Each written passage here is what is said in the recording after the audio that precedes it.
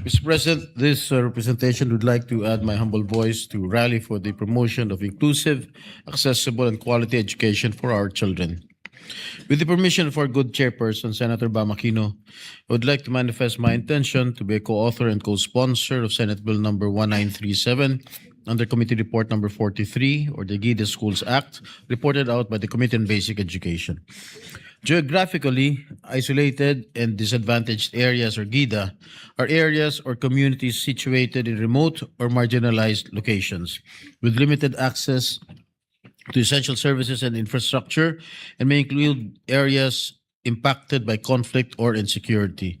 Dahil sa kanilang lokasyon at sitwasyon, ang mga mag-aaral sa GIDA ay humaharap sa mga pagsubok na higit pa sa mga nararanasan ng mga mag-aaral sa ibang bahagi ng ating bansa.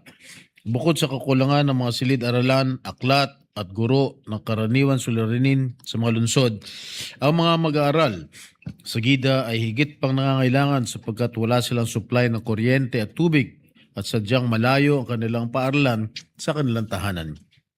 Hindi lingid sa ating kaalaman na meron tayong mga mag-aaral at guro na literal na umaakyat ng bundok at tumatawid ng ilog para lamang makapasok sa paaralan. These physical and structural situations in GIDA pose extra challenges to the learners and teachers. Their environment is certainly not conducive to learning, and worse, often poses threat to their safety. Sadly, this consumes their physical energy even before they can engage in intellectual activities, thus limiting their potential to learn and fully enjoy the learning experience. According to the Basic Education Development Plan of 2030, there are 10,875 GIDA barangays nationwide, representing 25.87% of all the barangays. There are 1,044 remote and 86 extremely remote schools nationwide. In 2019, the DepEd issued Memorandum Number 59 Series of 2019 to launch the 2-year Last Mile Schools program to address the gaps in resources and facilities of schools that are located in geographically isolated and disadvantaged areas. Other government agencies are also on board in this endeavor. The Land Bank of the Philippines, the LBO Leasing and Finance Corporation, and the LBP Resources and Development Corporation contributed for the repair and construction of schools. Last year, the National Electrification Administration formalized a partnership with the DepEd to provide reliable and sufficient electricity to schools in off-grid and underserved areas. Also, the DICT and the Department of Science and Technology initiated internet connectivity programs in GIDA schools. As the government's partners in development, the private sector also lends assistance to the Last Mile Schools program.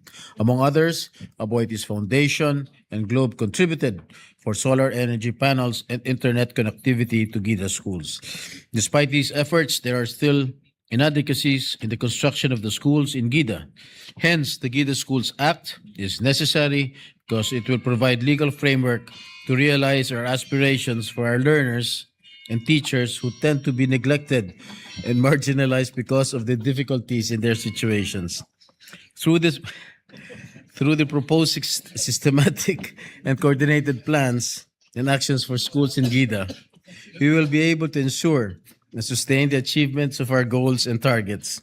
Hopefully, through the enactment of this measure, we will no longer see students and teachers who struggle to go to school because of their distance or inaccessibility. We look forward to seeing the day when schools, however far they are equipped with the infrastructure and facilities that will make them competent and fulfilled like their counterparts in the cities. As declared by our former colleague, an education champion himself, DepEd Secretary Sani Angara, last mile doesn't have to be the last priority. Our swift action to pass this piece of legislation will make a big difference for our young learners.